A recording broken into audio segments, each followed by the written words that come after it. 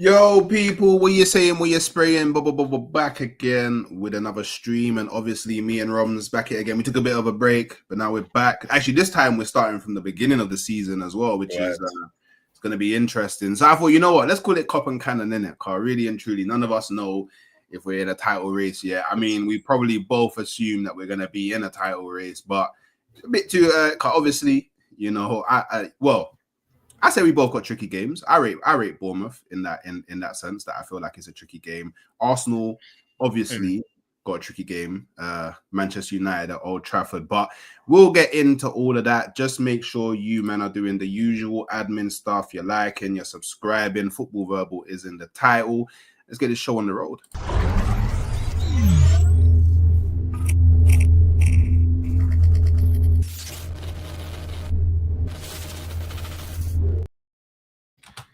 All right, so you know what? Before we get into anything kind of Arsenal and Liverpool related, obviously Tottenham played PSG last night in the Super Cup final. Did you see it? And what was your thoughts on the game? I'll be real. I only watched extra time because we were in the studio recording. I don't know why they picked during the game, but the only slot our producer could have was during the game, innit? So I only saw from all of extra time, not extra time, sorry, all of penalties and the last like 10 minutes, sorry. But from what I did see, I'm only seeing PSG attacking. But when I've watched the highlights, and obviously I spoke to Jordan a bit this morning, my other Spurs brethren off YouTube, apparently Spurs that they for a good 75 minutes moved to them, bro. Kudus was on fire. And then Solanke had a decent game where he's holding it up. Apparently Dembele was non-existent for most of the game. But I said this, right? I don't know if I've ever told you, Hooks, but when Klopp was that, when we had our mad season and there was a lot of rumblings that Klopp would leave, I actually said I wanted Thomas Frank. I got laughed at, I got torn there, but I've always rated Thomas Frank. The minute, big up Beans on Toast every time. The minute I saw Tottenham were linked with him and then he agreed to go there, I said, off the back of them winning Europa League, I said, you know what? First thing he's going to do is make them more defensively stable. And it's evident of that. I don't... Pre-season, I never take the results seriously. I just look at performances, and I think against you lot, they were quite resolute. I know not everyone's up to full match fitness. You don't have your strongest 11, la-di-da-di-da, but you know you can still see like little tweaks, bro. They're not going to be shipping in goals how they shipped in last year. No way. And I think yesterday was evident. Although I didn't watch the first 75, you kept PSG at bay for what, 80-odd minutes. You would clean sheet up to 80-odd minutes. So you must have been doing something right.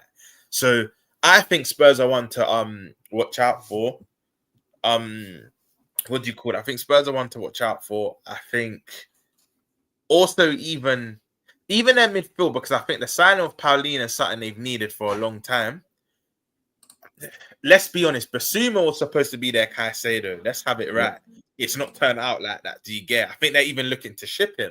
If I remember right, he didn't he didn't travel yesterday because he was late and whatnot, and there's disciplinary issues. So I just think, even for me, they still need probably one more forward as to why they're looking at Savio and whatnot. But if you actually look at their team, they're probably midfield three at the moment. I know they've got Maddison's out for most of the season. I know Kulusevski's out till Christmas, I think. But if you look at Sarr, Bentancur and Paulina and Bergvall, and then even their back four of Van der Ven, Romero, Spence is like a Swiss knife. He can play either side. Then you still got your dog. You got Porro. You got Vicario. There's a good base to build off from there. And I just think Thomas Frank's just a bit more intelligent, bro. So we'll have to see with Spurs. But yeah, from what I think, I can't even say I was impressed with them yesterday because I didn't see them. But from what I've been told and the highlights I watched, because when I looked in it, was an onslaught from PSG. Yeah, I only saw the 2 goals. Yeah, but yeah, man, I basically, from what I heard, yesterday it surprised me because I knew Thomas Frank would do this. I knew it, bro. For me, I wouldn't say he's a better manager than Ange, but I feel like he's less naive than Ange. Ange would still be trying to play the same way with different personnel. It didn't make sense, bro. It just didn't make sense. So, yeah, man. Spurs, well, obviously, we'll probably speak about prediction and whatnot later on in the thing. But, yeah, bro, it'll be interesting. Big up, I'll be honest, yeah. He was so good yesterday, man. Like Swear. Spence was so good yesterday. Like you see Spence, yeah. I think Ange needs to hold a massive L around not playing him more because this brother locks up everybody. I swear down, like you know that thing that PSG do a lot, yeah, where it's like they'll have both of their fullbacks just always bombing and always high up the pitch. They couldn't do that. Tottenham did it. Like Frank did not allow that at all. Like Tottenham did not allow them to do or play in a way that benefits them. And it's like, obviously PSG, they're always going to play through the middle, but then they kind of stretch you because of the guys they have out wide. Yo, this 5 back, yeah, this 5 at the backs. Do you know what? I'll be so honest, yeah. I was watching the game, yeah, and I was like, Spurs are going to be a big problem next season. Like, the Spurs next season, if you don't score against them first and early, they're gonna control the game.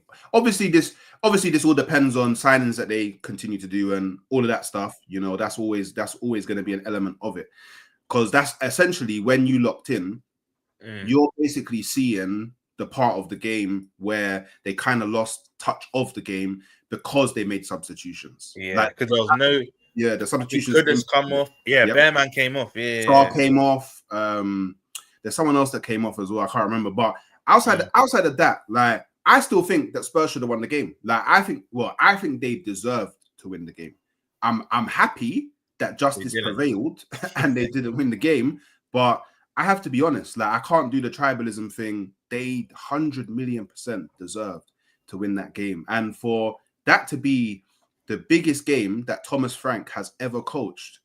He put in a good display of himself, man. I'll be so honest with everybody. Like he was not playing any games at all. And if that's the Spurs that we're going to see next season,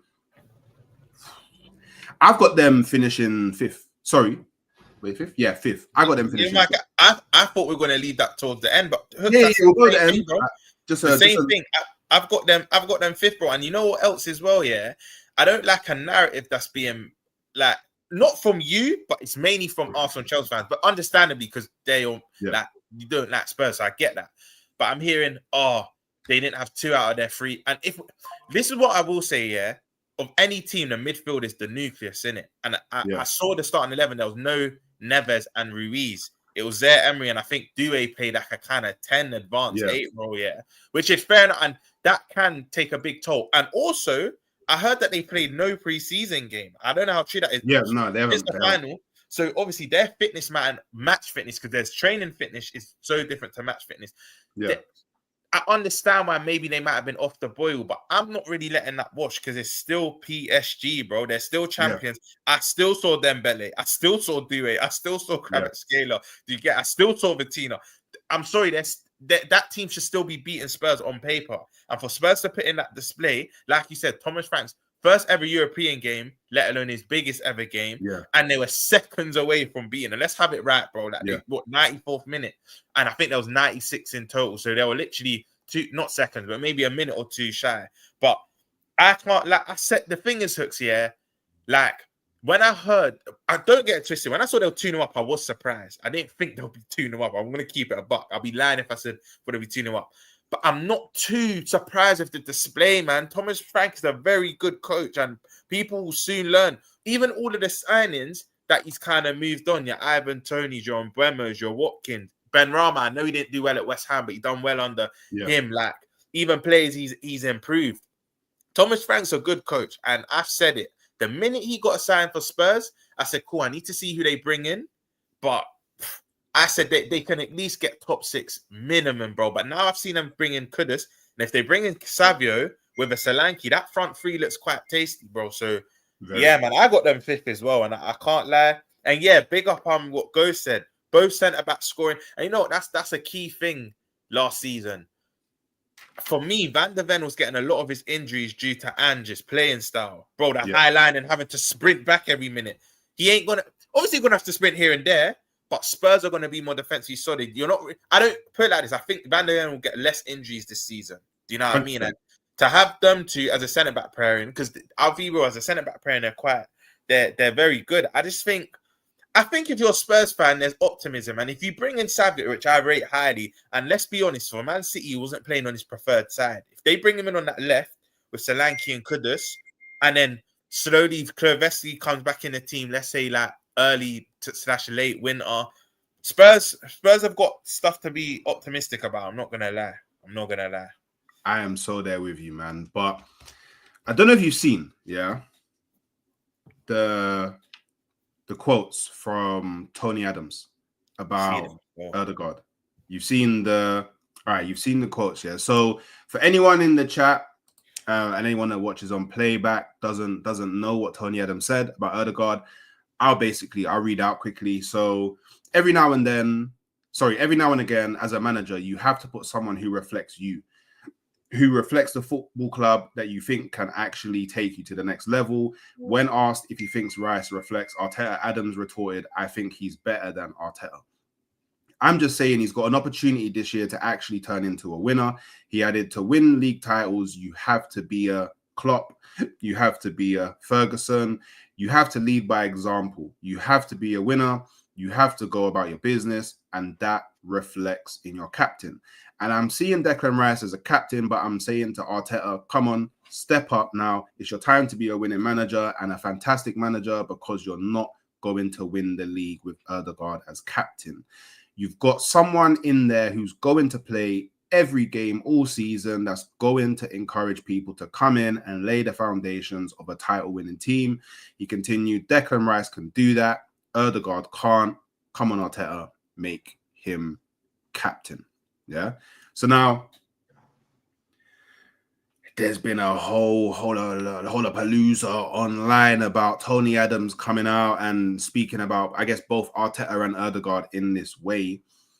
Me personally, I'm someone who said quite a lot last season that I believe Declan Rice does need to be Arsenal's new captain. Yeah, so that's my personal opinion. But if Arteta chooses to not take the captaincy off of Odegaard, then Odegaard's my captain, and I support my captain in it because I support my club, and that's just the way that I am.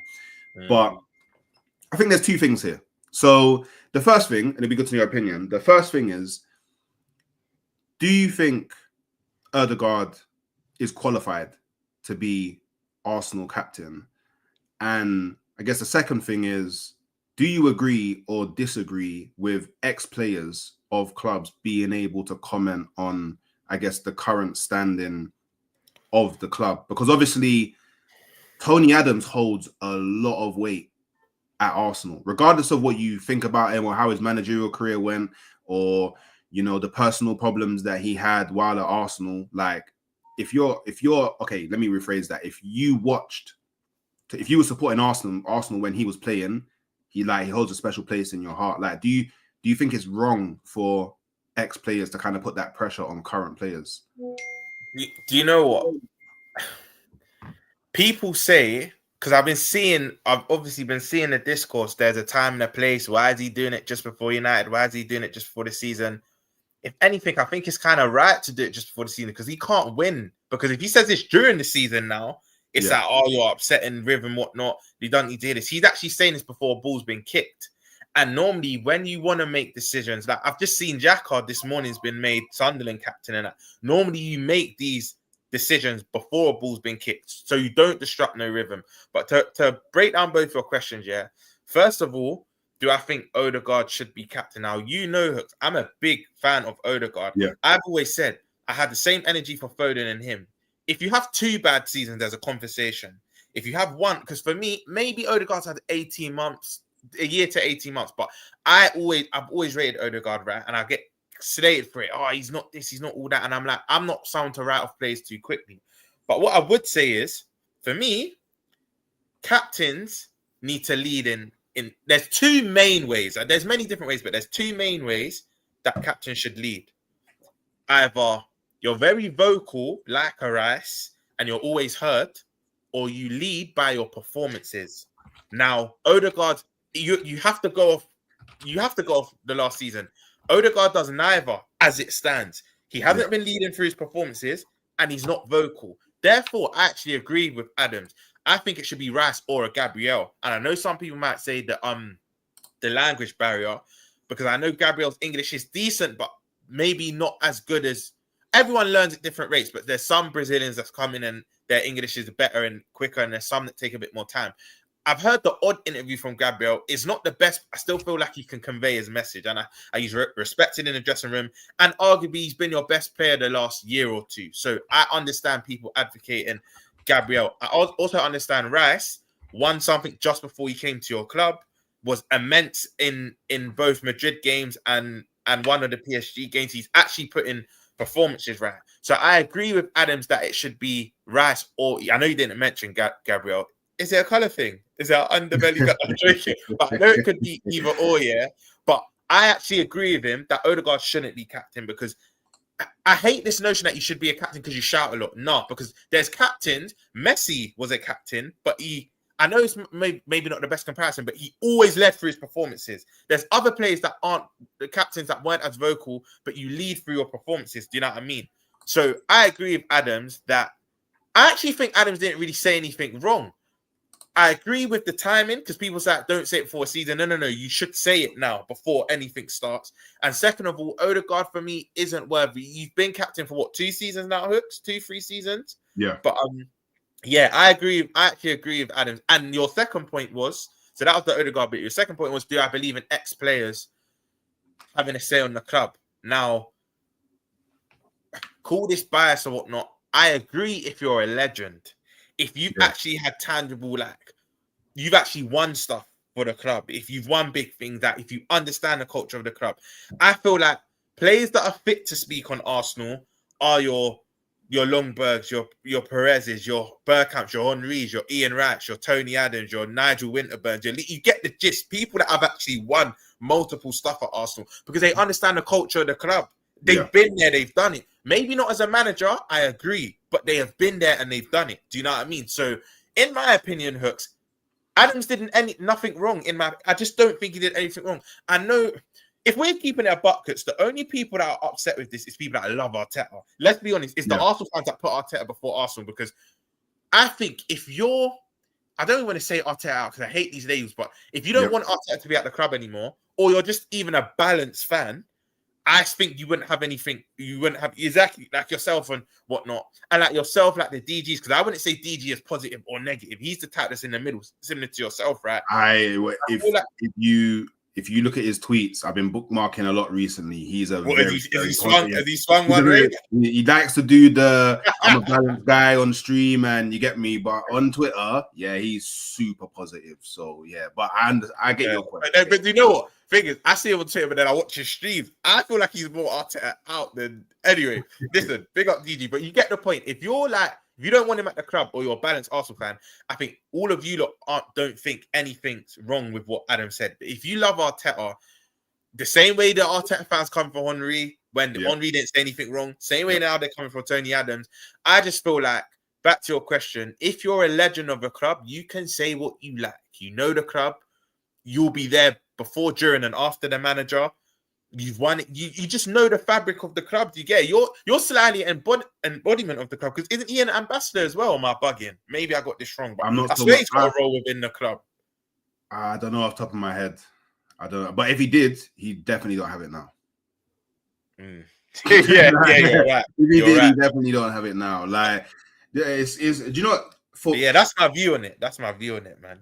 My thing about Odegaard, and obviously you can have your opinions about what Tony Adams said. You can think he's right, you can think he's wrong.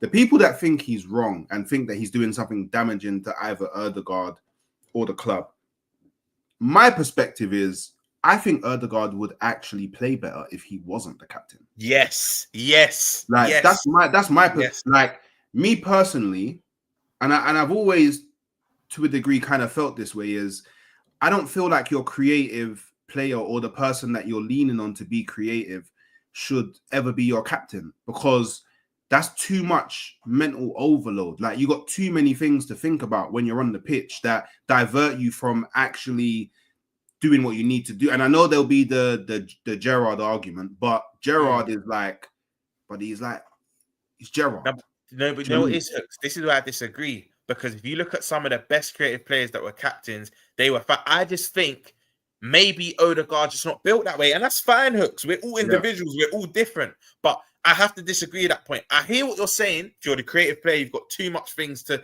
take on. But I think that then comes down to your character. Because I'm trying to think of an example. If that's a Bergkamp... Wait, sorry. Just quickly, yeah. I've seen a mad comment, yeah. What do you mean, why does the armband matter? But do you know what? See, this is what I mean. This is generational football, innit? Because to me, the armband is you're the face of your club. You're the one that should be riding out more than anybody. You're whether people acknowledge it or not, if you're wearing the armband, when the chips are down, not only the fans, not only the manager, the players on the pitch, they're kind of looking at you to and you need to get us out of this, because they drag on their hard, it's difficult, tricky. You're looking at your captain to kind of pull something out of the bag, whether that's defensively or offensively. And I think that your club to a degree is defined by who your captain is. This is my personal opinion. That's why whenever you look at the greatest Arsenal squads, you look at the captains and you're like, okay, cool. I understand why they won things. Do you know what I mean? I understand why they did so well. Do you get me? You look at Adams and you're like, okay, cool. I 100% understand why they won things. You look at Vieira and you go, okay. Was Henry ever a captain for you? Yeah. Henry was, and you're like, okay. This is my response to Ruat. So big up Ruat every time. This is my response. And this to piggyback off what Hook said, it 100% matters because there's even individual performances that have sparked maybe the team to then win a trip. Cool, let me just do the bias thing because you mentioned him. Without Gerrard, we don't win FA Cup in 2006, and we hell sure don't win 2005 Champions League. Even all the AC Milan players, they didn't even have to say it because you could just watch it and tell. But even the Milan players say, without Gerrard in that team, they don't come back. He ignited something. I've seen JT for Chelsea ignite comeback. Henry and Vieira for you lot. The list goes on. Vidic for United sometimes. The odd time Rooney had the armband. I feel like Roy Keane. Roy Keane. Do you know what I mean? And this is what I mean, because I weren't alive to see this, but with me, you know me, I'm a student of the game. I think Roy Keane against Juve in the semi-final when they did the treble and that, I went back and watched. I think he was captain. Bad boy performance. That's why I'm saying, I hear what you're saying to a degree, Rats, because it's if you've got many leaders in the team, if I kind of see where Rats is coming from. He's basically, correct me if I'm wrong, Rats, but I feel like he's coming from a place where even if you don't have the armband, you can still influence the team. But the reason why I think the armband is important because you can have other leaders in the team, but you're gonna look to the guy who is wearing the armband. And if sometimes it's more ideal if they're your best player as well. That's not always the case, and I'm not saying that has to be the case, but sometimes your captain's also your best player. I feel like he'll just naturally, you know what they say, better players improve players anyway. If your best player is your best player and your captain, so he's actually better than you through him playing well, and you actually have to listen to him. I just think armband is important, man. And I think in modern day football, it might be losing its. But how do I word this? I feel like the captain's armband might be losing its value in modern day football, but I feel like that needs to kind of be eradicated because I think I don't know. I kind of understand what Riaz is saying, but I just still think it's mad important. And look, I think if a Gabriel or Rice have the armband, Arsenal probably have that extra 25% chance of winning something. I have to put it out there. I just do.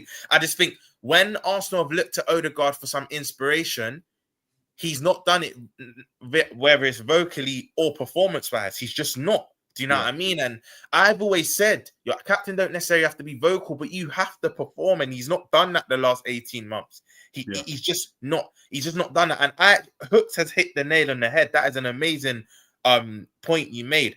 I rate Odegaard, by the way. I'm not an Arsenal fan, but when I hear people saying he's dead after what, you're writing him off after one? No, I don't like that. Even Foden for City, I have the same energy.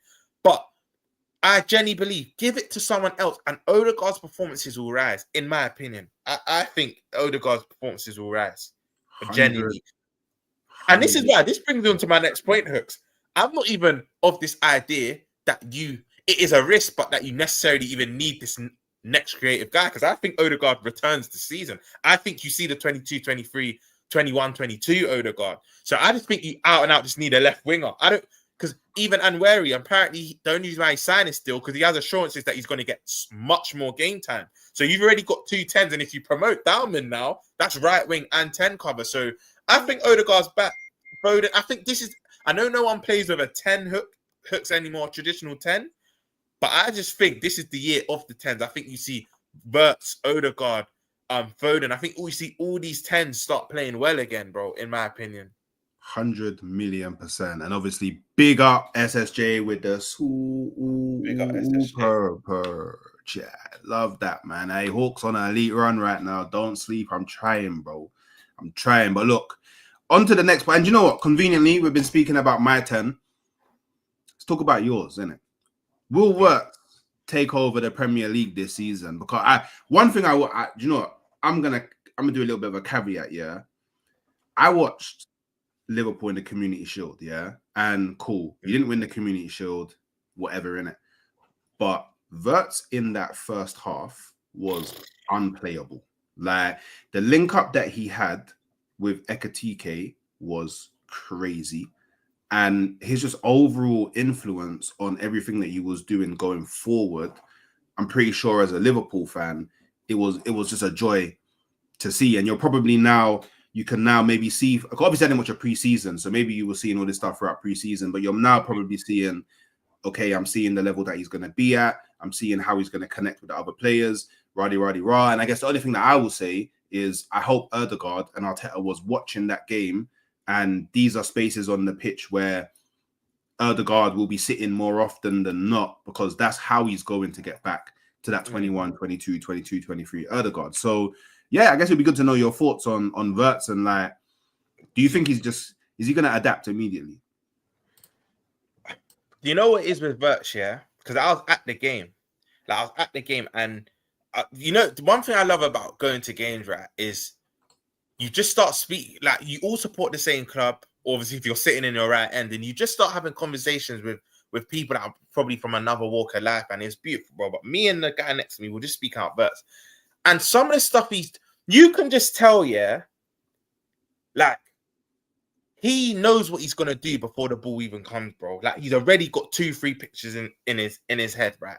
And I just think, look, there is going to be pressure every game for him. We've broke the British transfer record for you. And it's not even just that. It's not like you've come into a team that's battling for top 4 or whatnot. You've come into the team that already have a target on their back. You know what? You know the good old saying, the champions are the team to beat. Everyone wants to beat them, right? So not only you've broke the British transfer record, you're in a team that are the champions. So every game, and I'm expecting from rivals, every misplaced touch, every misplaced pass, every wayward shot, you lot are going to be on him. And bro, I'll do the same if it was one of your players, right? But Hooks, I think he's going to take to this team like a duck to water. And that relationship he had with Ekatike, it wasn't even just Ekatike as well. It was kind of the left-hand side, even Curtis Jones and even a Gakpo to a degree. It's something else. And I know a lot of people say second half he weren't all that, but I'm going to tell you something that the cameras don't always see. Kirkes had his hands on his knees by like the 65th minute. Wirtz had his hands on his knees by the 70th. For me, he got taken off the 85th minute. He was on 15 minutes a bit too long. And now I'm even going to be fair and go to Palace's plays. Gay, he got cramp. Wharton had his hands on his knees. That's why he got taken off quite early. Munoz, and we know Munoz can probably play 2 games back to back. Even he was tired, bro. So there was not time. Arsenal United. No, United. I was gonna say, big up to Steve. I thought that was a twist that Arsenal in for him, but I think you don't really need him right now. But basically, to answer your question, Hooks, yeah, he's under immense pressure. But this is all I want from Wirtz, yeah, for his first season. Some rivals might say, no, you need more. And I think most Liverpool fans will agree. I need just 20 GA, whether that's it. And I'm mainly going off a league in it. So whether that's 10 assists, 10 goals, or I don't know, 15 assists, 5 goals, or or 15 goals and 5 assists. Because when you look at his 2 last seasons at not Dortmund, Leverkusen, that's roughly what he's been getting. I know a lot of people say the Premier League is a different kettle of fish, it's a tougher league. I get that. But we have to call a spade a spade. Paid 116 million for this guy, and he's at the Champions. He's playing with better play. That's another thing people aren't factoring in. He's playing with Van Dijk, McAllister, Gravenberch, Szoboszlai, Salah, Isak, God willing, he comes here. Do you know what I mean? You're playing with better players now. So the pressure's going to build. You're getting older. You're expected to improve. But I think he will, Hooks. I genuinely think he will have a very good debut season. And you know what? I've heard this from within my fan base as well. Let's say he doesn't hit 20 GA, but we win the league and he contributes. I hear that, but I do need to see numbers. And you know me, Hooks. I'm not really even a numbers guy. Too tough. But when you pay that money, you need to see numbers and performances. Because cool, if we win the league and he plays very well, but doesn't get a lot of GA, I'm not going to be slating him because we've won the league. But like, I still need to see numbers. And this goes for him and Isak, because I think Isak does get done. You're probably going to go into that segue, but I think it gets done Carnival week, bro. After Carnival, I think last week of the window, this drags. I think it will drag, Hooks. Newcastle need to get strikers in, but yeah, him and Isak and Wirtz will have the most pressure. 1, because they're coming to the Champions, and 2, we would have broke. I don't know. I'm trying to think if this ever happened, Hooks. Anyone breaking a transfer window twice, the same club doing it twice in the same window. Maybe, I think they were saying Chelsea under Mourinho, maybe, but that's the only club I can think of off the top of my head. But to answer your question, Hooks, I think he'll do well, and I'm so excited for him, bro, because that first half, it's like he was just a level above everyone else on the field, bro. Honestly, he was just a level above. So, like, I don't think we can sleep on Ekatike. Like him and Ekatike was like the link was crazy, bro. Like, but do you know what though?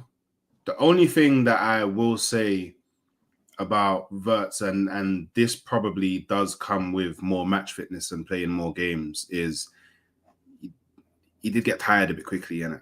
Yeah, like it was a lot quicker than what I would have expected at this point, because obviously you've gone through a full preseason, however many training sessions. I hear it. It was a very hot day, so maybe the heat did play a part in all of that. And let's have it right. Like Crystal Palace, they made it a combative, competitive, physical game. It was the first competitive game. Whether you rate the Community Shield or not, it was the first competitive game. People are playing for stuff on the line, and that's hard to get adjusted. Like that's the one thing that not only I question Wirtz about, but I also question like anyone that's been signed by any team that's come from a foreign league. Is the Premier League is different in the sense where every game you play in is a game that you can lose.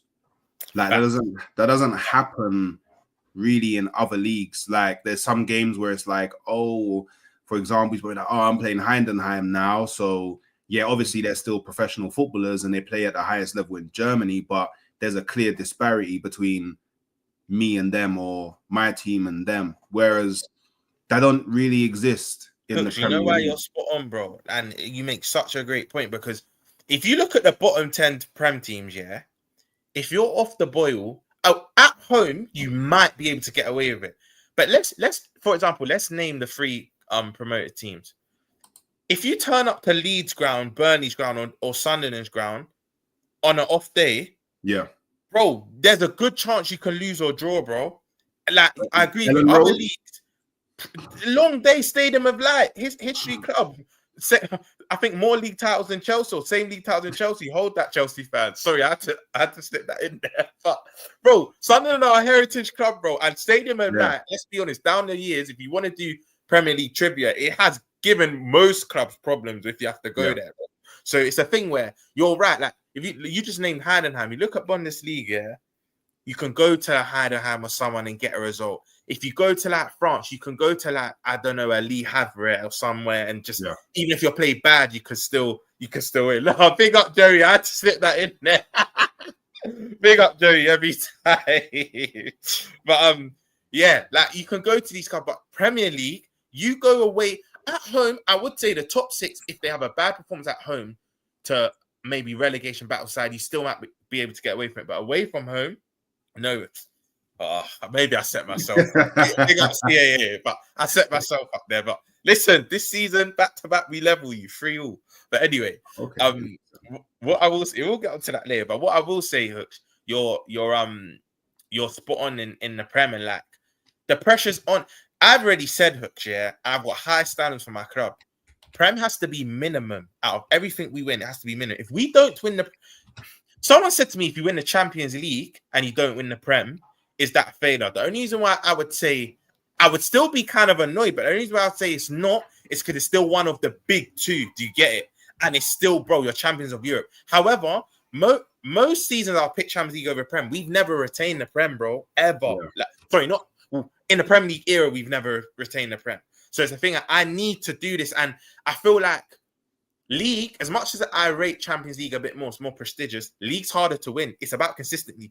Yeah. You can get lucky in Champions League, but we've seen it a lot more time. When we won it in 2005, we weren't the best team. We probably weren't even in the top 10 teams in Europe. Like one of Chelsea's campaigns, I'll say 2021, they were actually that team. But 2012, for me, Barca or Bayern's and whatnot were still better, for me, better teams than Chelsea. But Chelsea just had the know-how. They knew how to navigate. Do you know what I mean? So you don't have to be the best to win Champions League, but Premier League, there's no cheating. You have to be the best. There's no time for hiding and whatnot. You have to, and for us to go back to back, that means you have literally been the best team for about 24 months. Do you know what I mean? That's a long time. So I agree with you, Hooks, and the likes of Wirtz and that, it's gonna be a different proposition. It really is, bro. Like it's different, and I hate this notion that you have to be big and strong to last in the Prem, because you've seen that the players like Mahrez and slimmer players and that they've done well, but 9 times out of 10 you kind of do. Like you kind of do if we have it right, because a lot of lightweight players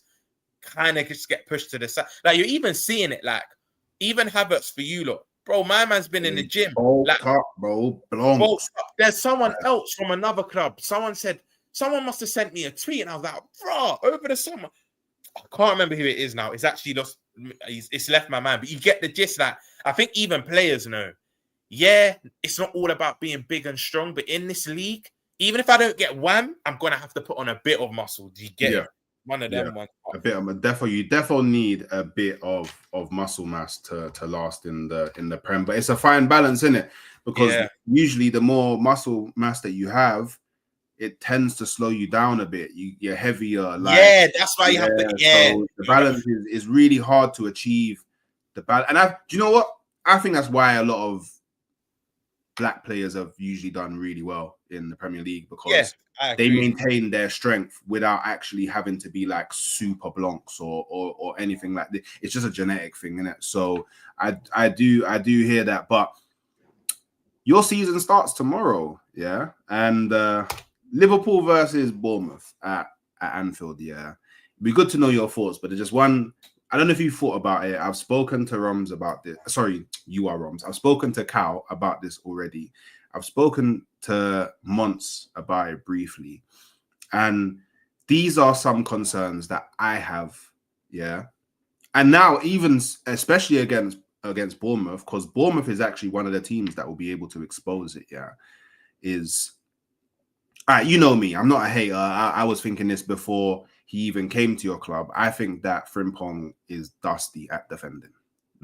And from what I saw in the Community Shield, I'll give it to him. I don't feel like you'll get caught out as much as you did with Trent, because when Trent comes forward, he's not quick enough or busts a gut enough to get back. Whereas I feel like Frimpong, Whereas Frimpong, quick.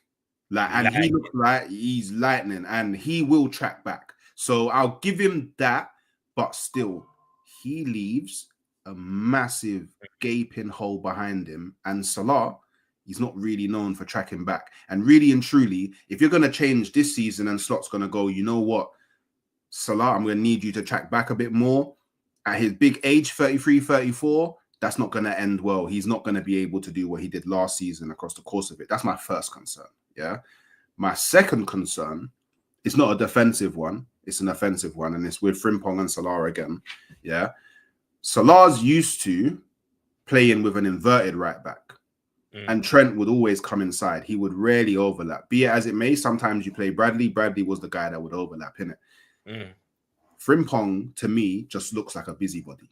He just looks like he wants to be everywhere in and around all the spaces where Salah would usually be. So now Salah's going to have to get into the mindset of, okay, I need to play in more central areas. Not saying that Salah can't do it, but it's a minor tweak from what he had to do last season. My third concern, which is, in my opinion, could be the biggest detriment of them all, Kirkes leaves the Grand Canyon behind him.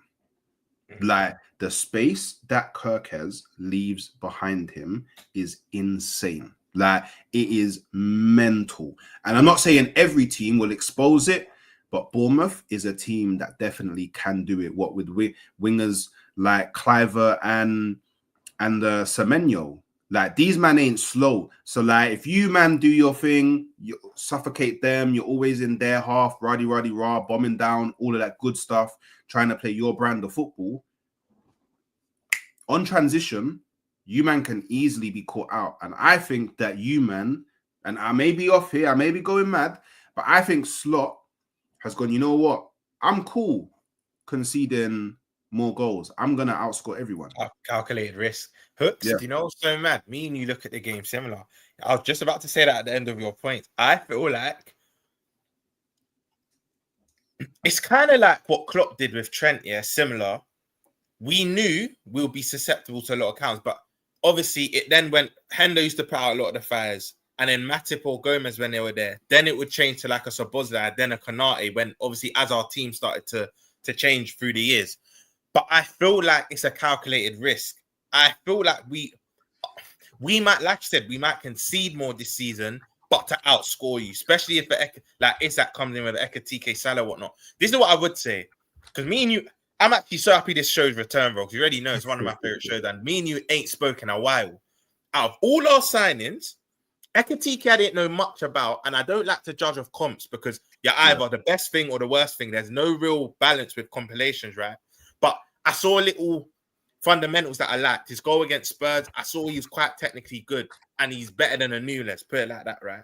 So Ekatike, I was happy with. Wirtz, over the moon with. I never thought my club could sign a player like that. Mamardashvili, I liked what I saw of the Euros. He didn't have the best scenes for Valencia, but I'm like, number 2, Alisson's successor, I can hear that. Kirkes, I loved. One of my favorite. Out of him, Cucurella, Nori, and Anthony Robinson, they were like my top 4 left-backs last season.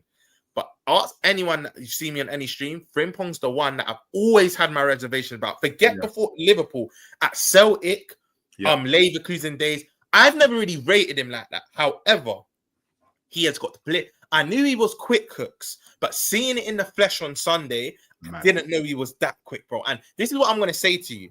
Again, I'm not comparing him to Kyle Walker as players, but stylistically, you know, to Kyle Walker, let's be honest, his last 4 or 5 years, some will say he's never really been a great defender, but his last 4 or 5 years, he can cheat because he's not the best, maybe defensively awareness, but he'll catch you with his pace. Do you know what I saw on on Sunday, Hooks? I think like teams are going to target our left-hand side, like you said. Kirkes leaves a lot of space, and Van Dijk ain't getting any younger.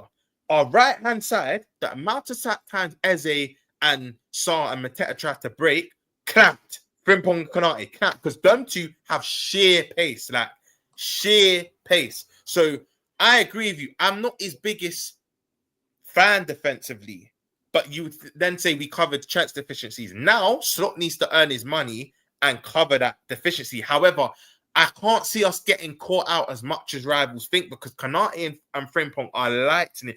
It's not like one of them are. Both. Do you know the amount of times I saw Eze and Sarr have a clean run on both of them and they both just kind of clamped him?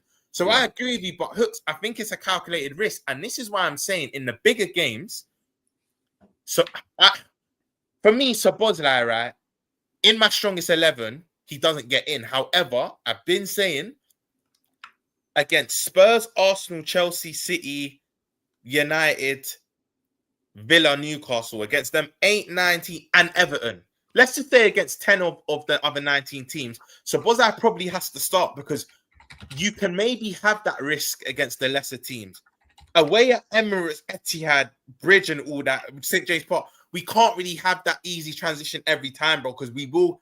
It might be a thing where we might not be able to outscore you because you lot also have quality as well. Do you get? So I think it's a calculated risk, bro. But yeah, I think one thing that gets him out of jail, though, Trent and Frimpong, when it comes to pace, it's night and day, bro. Yeah, like, I'm not saying Trent was slow, but Frimpong's arguably our quickest player now. Yeah, he's probably arguably.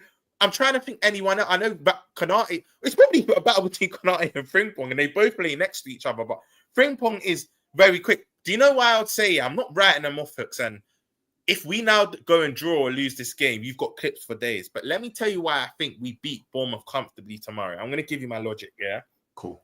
I'm saying a 2-3 goal margin because Semenyo, danger. Kluivert, danger. Ivan Nilsson, danger. Ryan Christie, Techie in the middle, danger. They are dangers. Did they say Avatara? Did Atara leave? Or they I'm not sure. Is that guy back? What's that guy's name? The Brooks. midfielder. No, not him. The other one. No, not Billing, because Billing's gone. The other one, man. Oh, is it Alex something? Alex Scott. Yeah. I That's think his so. name, He had right? a good 20. I think Scott. he's back. I think he's back. Yeah, he's a nice little player. Oh, don't get twisted, Hooks. Attacking wise, they're gonna cause us problems. Bigger Joe every time. But yeah, Alex Scott, his name is, and I think he had a good under 21s. Him, Elliot, like Amari Hutchinson. Obviously, they won it in the summer. But let me tell you why I think this is going to be comfortable. No Kepa, no Kirkes, no Zabani, no Hoyson. That's 4 out of their back 5. You're telling me they've now got a different back 4, and your introduction to the Premier League is a raucous Anfield. Nah, I'm sorry, Hooks. I'm sorry. Their defense, their introduction to the Premier League. I'm sorry. We're probably the worst ground to have your introduction to the Premier League. I'm sorry. It's probably the worst. That's why I think. Do I think we concede? Yeah. I don't think we keep a clean sheet. Just that what I've seen in pre-season, I think we might get like a consolation goal.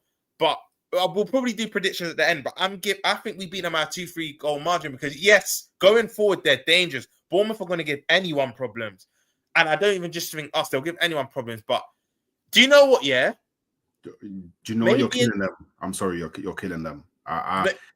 Listen. Maybe in 2-3 weeks, or maybe a month, when they've had that rhythm and they've played together for a while, but not introduction to that. You see what I mean, bro? This is their first team defenders, you know. Do you know what? Put up Joey's comment. Joey makes a good point, but I've got a rebuttal to this. Put up Joey's comment, right? I hear you, they played pre-Prem because they were even in that summer series thing, correct me if I'm wrong. I hear you, Joey. I do hear you. However, we all know, especially the top 6 teams, we normally put 2 different 11s out. So it's not like it's a consistent, like your strongest team. Normally you have makeshift. You'll have maybe 2 out of your strongest back 4 that play the first half, and then 2 out of your strongest back 4 that play the second half. If they had played, I don't know, if they had played like the strong 11s for the 90 minutes all preseason, which just won't happen, let's be honest, because other than the penultimate game, to your opening game of the season, no one really plays their strongest team. Like you lot basically did by your left side when you played Bilbao. Chelsea played a very strong team against quite a strong team against AC Milan, but no one plays their strongest 1 to 11. So I do hear what you're saying, Joe. Like they have had a taste of the Prem and they played, but we know pre-season you're never fully fit. Some players, you're not going to play your strongest team. So I hear your point, but I just think your introduction to the Prem, Liverpool starting 11, going to Anfield. For me, this is one-way traffic. Look, I could have egg on my face because if we now draw or lose this, you're going to be on me. Joey's going to be on me. All the chat will be on me. But this should, come on. If we can't beat Bournemouth opening game of this season at Anfield, bro, what are we doing here? Like, what are we actually doing here? Especially with, I didn't even know if they replaced like the Howsons and the Zabanis and Kirkes with anyone of note. But I'll be real, like their defense, unless Iraola pulls off an absolute like coaching tactical masterclass, you're going to absolutely destroy them. at Anfield. If it was at their ground, then all right, cool. Yeah. But at Anfield, Joey's just said, speaking on Bournemouth that they're getting relegated. Now, listen, I rate Iriola I think that's pronounced. I rate Iriola very highly. And this is what I would say. I think their defense will start to build some, what's the word I'm looking for? Stability. They'll be more in sync. I'd say maybe after the first international break. I think once they have 3-4 Premier League games together, but you can't tell me their first game at Anfield, they're going to be all gelled in it. I can't lie. I think we score 3 minimum. And especially after what I saw against Palace first half with the synergy and the link up with TK Wirtz. Hopefully, look, I don't want to put shade on Salah. I know Salah when he goes Wembley, he's not that guy. It's well documented. I've got Kane for saying that, but I've always proved right. But at Anfield, come on, this is Salah. This is Salah's home, bro. It's his house. So he'll get more involved. But yeah, I think we beat them comfortably, bro. And I should have every right to think that it's a brand new back four, and you're at Anfield, opening game of the season. We should do our thing, man. We should do our thing. All right. So obviously now, as we work towards a close, let's talk a bit about Manchester United versus Arsenal. Yeah. So I actually have no idea what you think is going to happen in this game because we haven't spoken about it at all. Yeah. I haven't even really seen your thoughts about it on Twitter. But the one thing that I know is them man are getting batted up differently, bro. Like, them man are going to come up against a different Arsenal, bro. Like, do you know what it was? Yeah, I look back at the games last season against Manchester United, and the one thing that they all had in common is Ruben Amorim opted to defend versus attack. Played very low, soaked it up, tried to burst on counter-attacks. Didn't really want to keep the ball. Was very comfortable with Arsenal having the ball. Very comfortable in Arsenal not being able to break down their low block. I hear it. Yeah. Now, the difference that Manchester United will find out this time is Arsenal actually have a gunman. We actually have someone that it's like, cool, if you want to do the low block thing, that's fine. But we're going to get chances. Even when people do low block, Arsenal get loads of chances. But our problem has always been when it falls to someone, more often than not, that person can't put it in the back of the net. Any one of those chances fall to Victor Gyökeres in the box is going in the back of the net. So once that happens, yeah, if we can get an early goal at Old Trafford, yeah, naturally, Manchester United will have to open up because obviously they're gonna want to win the game. When Manchester United open up, all hell will break loose. All hell will break loose because Arsenal love it when teams play football against us. We love it.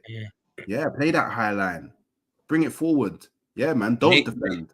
They got a bagel in. They're like a bagel, bro. That hole in the mid. Do you know what? I'll just give you my early prediction because Ruat said I'll predict a draw. I've said this.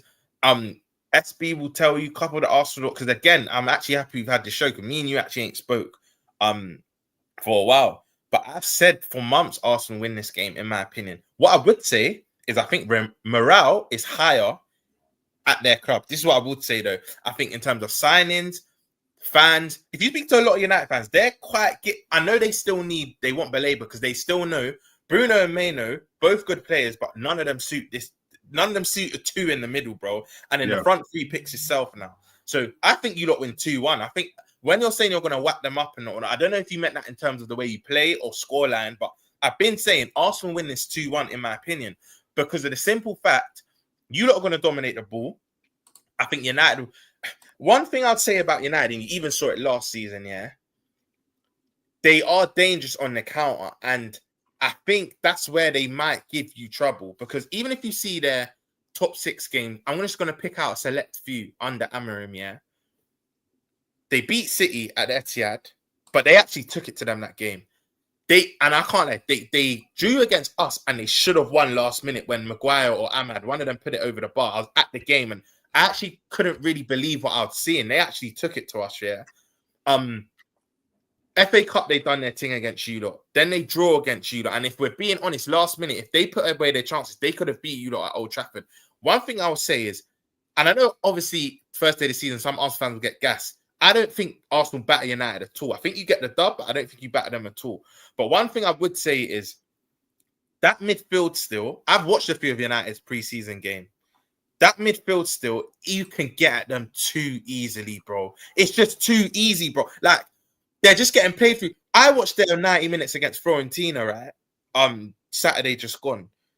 Moise Keane was always available, bro. Always. There was just an easy pass to just split the midfield. He was just always available.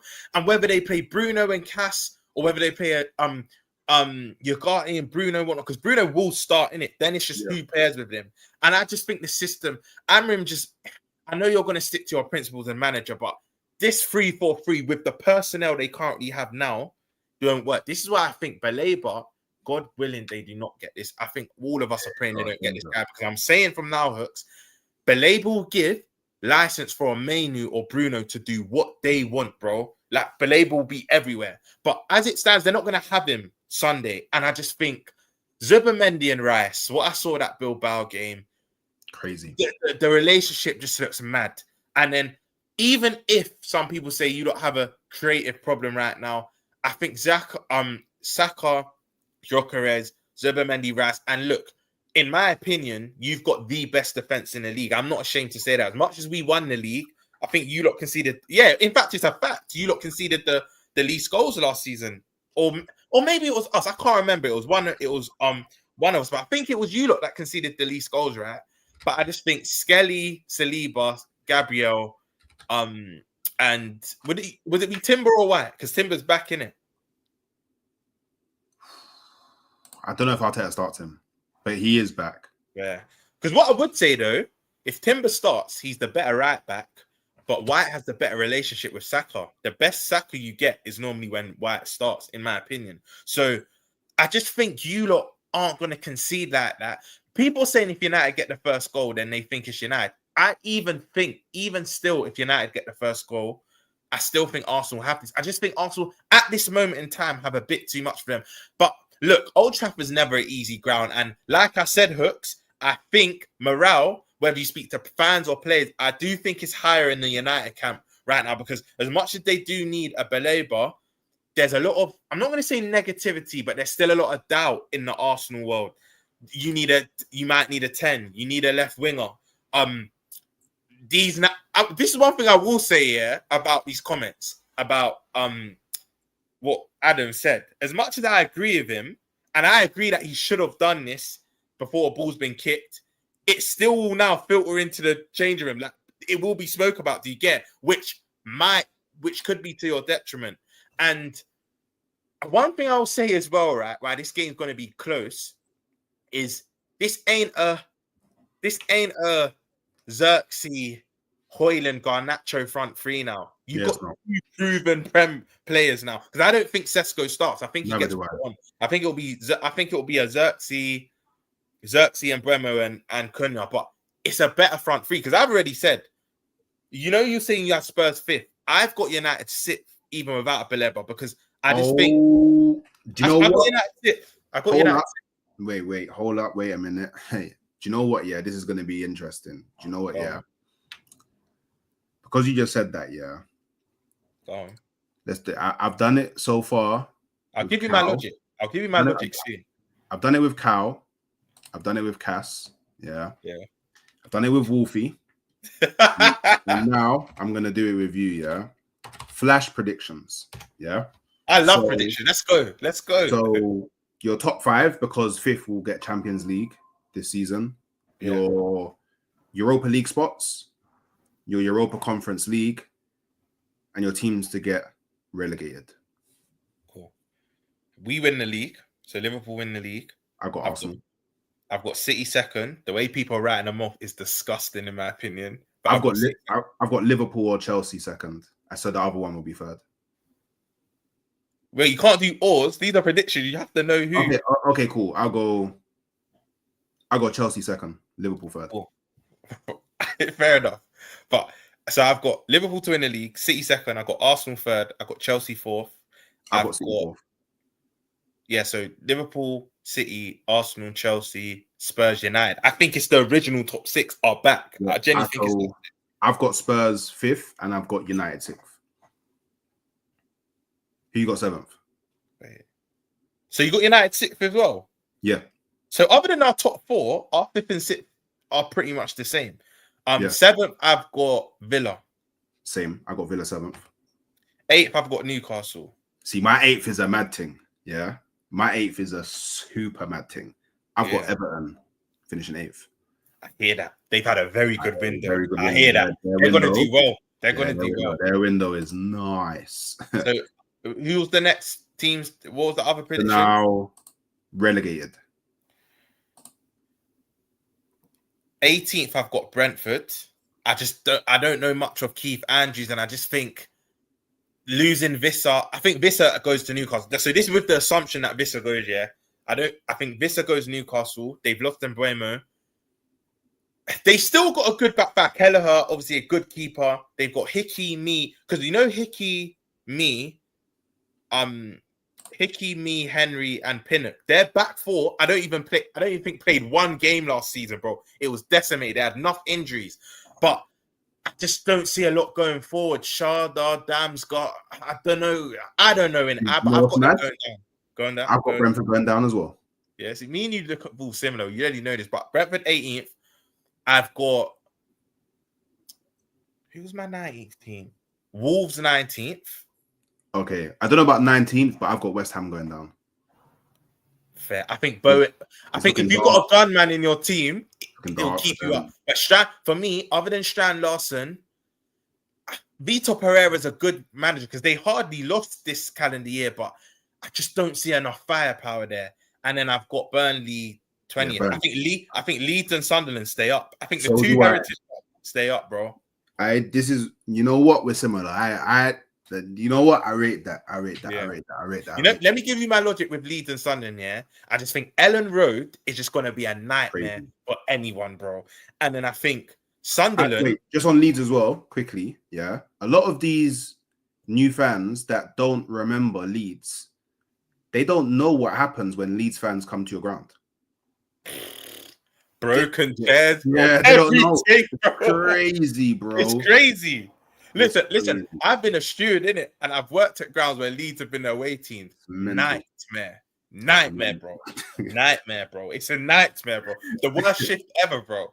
But so this is my logic for Leeds and Sunderland because don't you think it's a lazy narrative, Hooks? The 3 that come up will be the 3 that go down. Everyone, it's just lazy. Very lazy. Sunderland, I love their recruitment. Xhaka, Premier League experience, made them captain. Adingra, one of the better wingers in the league from Brighton. Diarra brother, which I'm not gonna act like I've watched much of him, but apparently that he's very good. I think that's good. That Enzo Lefebvre guy. It was only a year or two ago he was getting linked to some of the top half Premier League teams, bro. That Enzo, and I think Enzo Lefebvre. I think Sunderland's had a cold win now. I understand some people saying, but if you spend a lot of money, it doesn't always work. Forest did it, and they just about stayed up.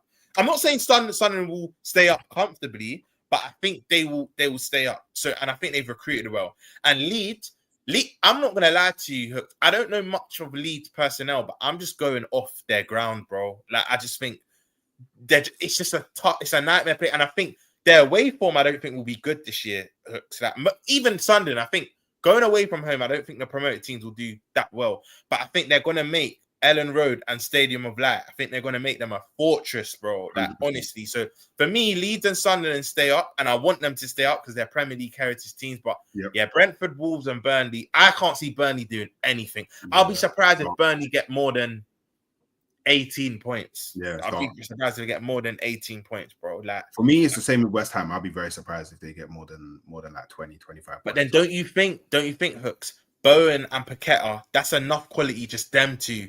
Nope. I always think if you're a relegated team and you've got a player that can score 15 plus goals, I just think Bowen's enough, bro.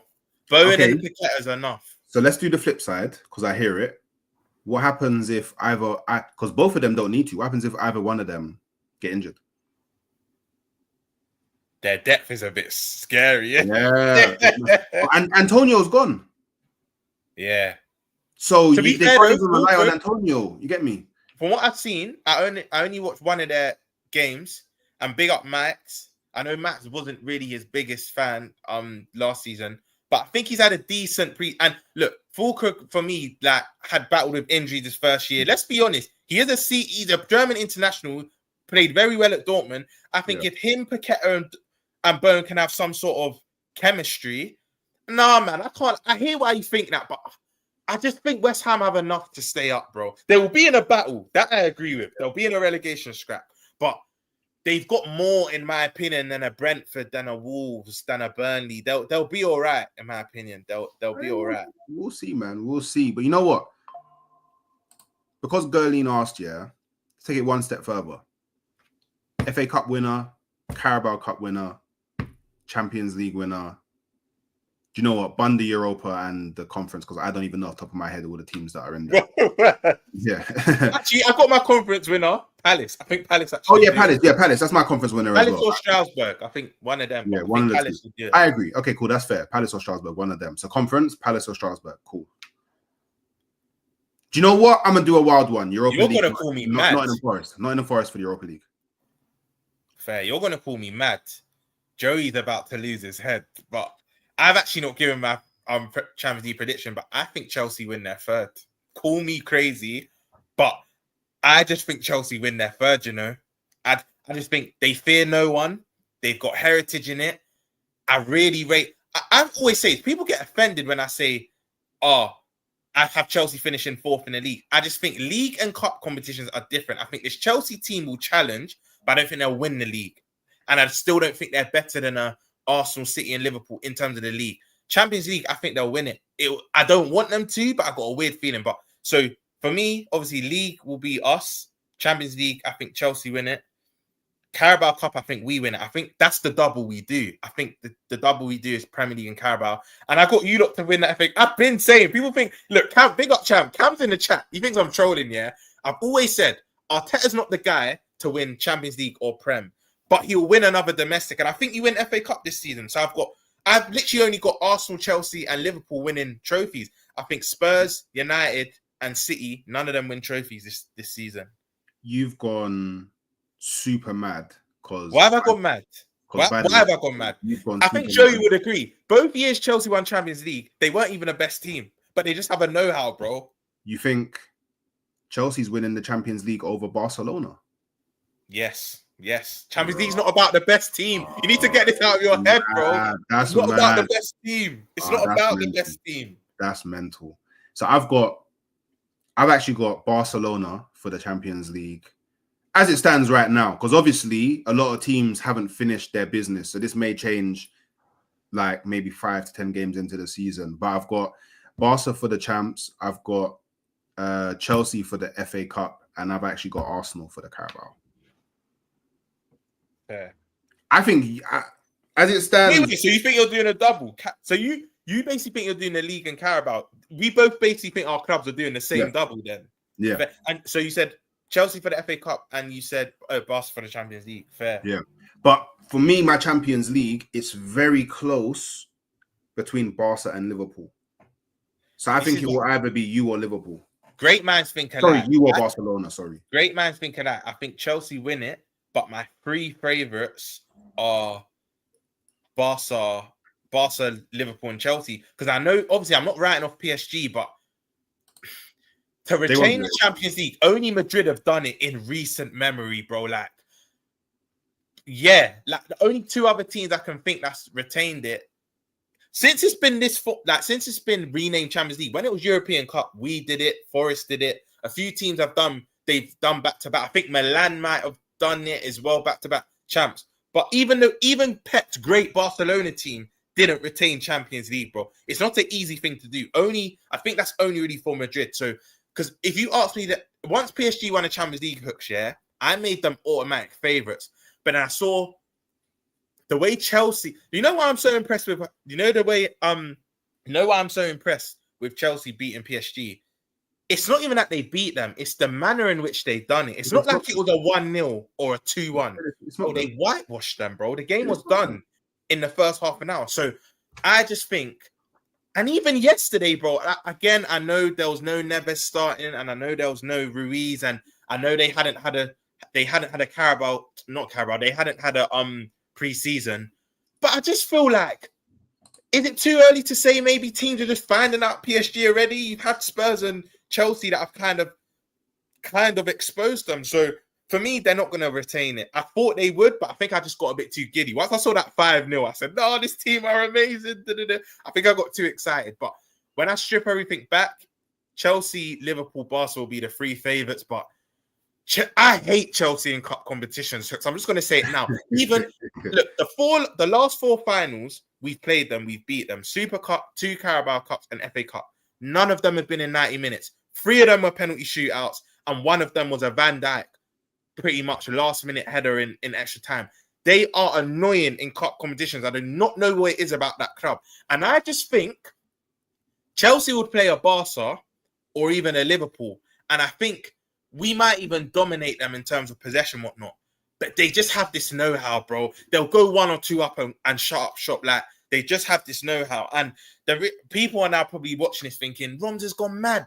Maresca's never coached in the Champions League and that. But football's a funny game. Madder things have happened. Di Matteo took over and won it in 6 months, bro. And look, where's he now? Has he even had a proper job since Chelsea? So, listen, football's a weird game, but I've got this sick feeling Chelsea. And by the way, I don't want them to. Of course I don't want them to, but I just don't. Look, even what CAA Mafia said, they had dead attacks and all of them fine. They had Havertz and flipping Werner, bro, when they beat City. Do you know what I mean? And I think 2012, it was like, correct me if I'm wrong, it was that, actually, no, you had Drogba. I can't disrespect Drogba, but I think that's probably your only like best attacker then. So, yeah, like, I hate them hooks. I hate them. Yeah, you can call me mad, but yeah, I hate them. But I hate them probably more than you. I cannot stand these brothers. Yeah, but who do you hate more, Spurs or Chelsea? As an Arsenal fan, who do you hate more? Like, without a shadow of a doubt. Fair. I hate Spurs more than any, but you gotta understand, like, my grandma lived on the road of the stadium. Swear. So, like, game days, I'd like. Do you know what it is? It's not only that you're my rivals. It's just that also, like, when I was at my grandma's and it was game day, as a kid, you just made it mad difficult for man to do things when I was at my grandma's. Like, do you know what I mean? I just like all of you pricks, man, walking up and down. Like, wait, have you been to the Tottenham Stadium before? Yeah. Many. So times. Do you remember the old one? Remember the old one? Wow. I never went to the old one. I've only been to their recent. You only been to the new one. I've never been to their old one still. Okay, cool. So basically their old one, yeah. So there's Northumberland Park School in it. Yeah. And basically, if you would walk past Northumberland Park School and there was a right turning, and that right turning, it would literally take you to like the stadium's like right there. Like, right, it was a little shitty ground, fucking shitty ground. I hate these brothers. I can't stand them. Yeah. When that road, yeah, when Tottenham played, yeah, brother, it looked like, you know, when you walk up to Wembley, when there's a thing at Wembley, and you know Wembley walkway from the station, Wembley walkway.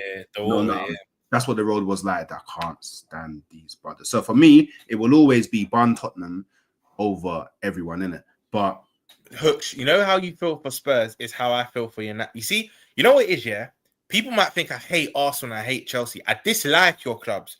I don't hate you. You see, United, they make my blood boil, bro. Like, they make my skin crawl, bro. They ruin my childhood. And also, we're the 2 top. I hate them, bro. You know how petty I am.